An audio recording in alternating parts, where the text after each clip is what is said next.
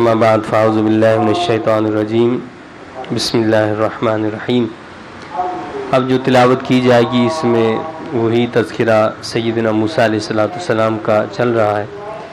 اسی حوالے سے بتایا کہ حضرت سیدنا موسیٰ علیہ السلام اور سیدنا ہارون علیہ السلام جو ہیں وہ فرعون کو دعوت دینے گئے، اس کی اصلاح کے لیے تشریف لے گئے، تو اس نے جھٹلا دیا، اور نہ صرف یہ کہ جھٹلا دیا، اس نے جادوگر قرار دیا اور جادوگروں کو مقابلے کے لیے بلا لیا۔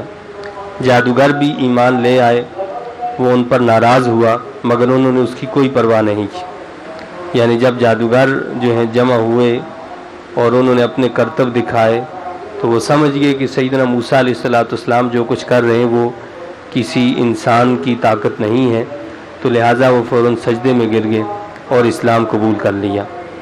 تو اس پر وہ کہنے لگا کہ تم جو ہے مجھ سے پوچھے بغیر تم نے اسلام کیسے قبول کر لیا؟ ان کو بڑی دھمکیاں دیں تو انہوں نے کہا کہ ہمیں اس بات کی کوئی پرواہ نہیں ہے۔ تو یہ ایمانی طاقت تھی، یعنی جب انسان مومن بن جاتا ہے تو ایمانی طاقت ایسی آتی ہے کہ اس کے مقابلے میں وہ کسی دوسری چیز کو کبھی ترجیح نہیں دیتا۔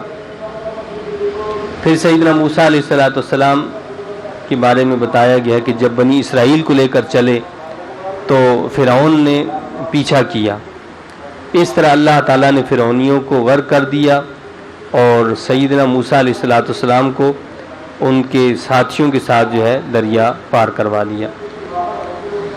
موسیٰ علیہ السلام اپنے ساتھیوں کے ساتھ تورات لینے کے لیے طور پر تشریف لے گئے۔ آپ کے کوہ طور پر جانے کے بعد پیچھے قوم نے بچڑے کی پوجا شروع کر دی۔ یعنی ظاہر ہے کہ جب بنی اسرائیل کو فرعون سے نجات مل گئی تو آپ نے بتا دیا تھا پہلے کہ بھائی جب اللہ تعالیٰ ہمیں کامیابی دے دے گا تو پھر اس نے اپنا ایک نظام بھی ہمیں دے گا، اس کے لیے اس کی طرف سے کچھ ہدایات بھی ملیں گی، ہمیں اس کے مطابق زندگی بسر کرنی ہوگی۔ تو اس کے لیے آپ جو ہے کوہ طور پر تشریف لے گئے۔ تو موسیٰ علیہ السلام جب واپس آئے تو دیکھا کہ قوم جو ہے وہ بچڑے کی پوجا میں لگی ہوئی ہے، بچڑے کو انہوں نے اپنا معبود بنا لیا۔ تو موسیٰ علیہ السلام یہ ساری چیزیں دیکھ کر بہت ناراض ہوئے۔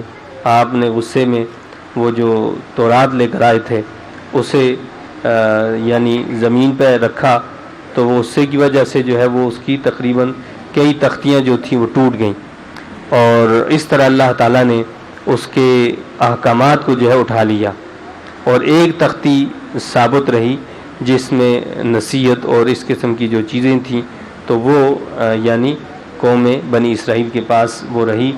تو موسیٰ علیہ السلام نے غصے میں آ کر اپنے بھائی ہارون علیہ السلام پر ناراضگی کا اظہار کیا اور ان کو بالوں سے پکڑ کر کھینچنے لگے۔ یعنی آپ نے یہ سمجھا کہ شاید یہاں حضرت ہارون علیہ السلام کی جو ہے وہ کوتاہی ہے، حالانکہ ایسا نہیں، بلکہ سیدنا ہارون علیہ السلام نے ان کو منع کیا، روکا، لیکن قوم نہیں مانی۔ تو آپ نے فرمایا کہ بھائی بات یہ ہے کہ یہ تو میرے قتل کے در پہ ہو گئے تھے، تو میں نے کہا کہ اگر میں مزید کچھ کروں گا تو آپ کہو گے کہ میں نے جو ہے قوم کے درمیان اور آپ کے درمیان جدائی ڈال دی ہے، تو آپ ان کو جو ہے یعنی یہ جو دشمن ہیں ان کو خوش نہ کریں اور میری بات کو جو ہے آپ سمجھیں۔ بہرحال سیدنا موسیٰ علیہ السلام نے پھر آخر میں اللہ تعالیٰ سے دعا کی۔ پھر بتایا گیا کہ قیامت اور سور پھونکے جانے کا اللہ نے ذکر فرمایا، واقعہ آدم علیہ السلام اور ابلیس کا تذکرہ بھی کیا گیا۔ یاد الہی سے منہ موڑنے والوں کے لیے بتایا کہ زندگی تنگ کر دی جاتی ہے، جو اللہ کے ذکر سے، جو اللہ کی یاد سے منہ موڑ لیتے ہیں تو ان کی زندگی بھی اللہ ان کے لیے تنگ کر دیتا ہے۔